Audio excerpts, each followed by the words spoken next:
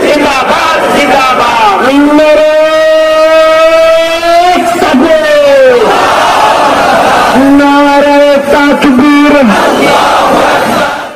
প্রচণ্ড বৃষ্টিকে উপেক্ষা করে নারী অধিকার সংস্কার কমিশন বাতিলের দাবিতে কুষ্টিয়ায় বিক্ষোভ মিছিল করেছে হেফাজতে ইসলাম।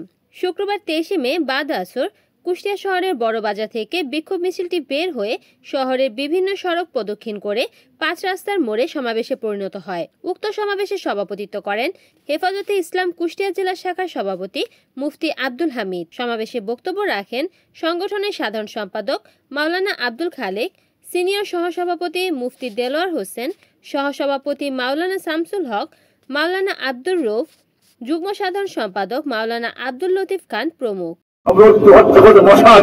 তুমি সেই খোদা আজকে 5 তারিখে বাচ্চাদের এই দেশকে স্বাধীন করবে। আমার এই মা বোনরা মায়া মমতা মাতা, এরা আমাদের মাতা, এরা হবে না এরা পতিতা। এরা কেন হবে পতিতা? এরা মায়াময় মাতা, এরা মাতা, এরা কেন পতিতা? এরা হবে গৃহের রানী, এরা হবে গৃহের রানী, এরা হবে রাস্তায় কুত্তা পুরস্কারী, এরা হবে আল্লাহ সন্তান, হবে আউলিয়া আল্লাহ সন্তান, এর প্রেমিকের হারাম তৈরি হবে। তোমাদের পেটে হবে হালাল দাদা, আউলিয়া আম্বিয়াদের ওয়ারিস হবে তোমাদের পেটে। অন্তর্বর্তীকালীন সরকার হলো বিপ্লবী সরকার। বিপ্লবী সরকার কিভাবে এসেছে আপনাদেরকে সেটা মনে রাখতে হবে। এদেশের ছাত্র জনতা যখন 5 আগস্ট স্বৈরচারী ফ্যাসিস্টকে কি করেছে, এদেশ থেকে বিতরণ করে এদেশকে ভারতের আধিপত্য থেকে মুক্ত করেছে, সেদিন আপনাদেরকে দেখতে হবে ছাত্র জনতা রাজপথে নামাজের সময় হয়েছিল, রাজপথকে তারা যাই নামাজ বানিয়েছিল।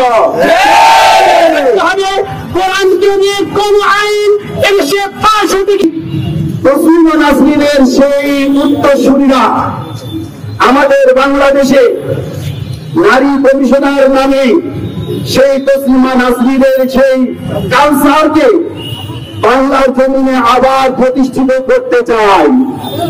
ওটা ঠিক কিনা বলেন?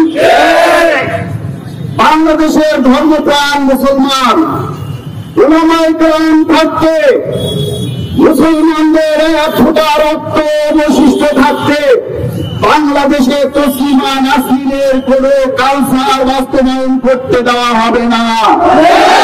রিপোর্ট করেছেন কুষ্টিয়া প্রতিনিধি নাজমুল হাসান, NN টিভি।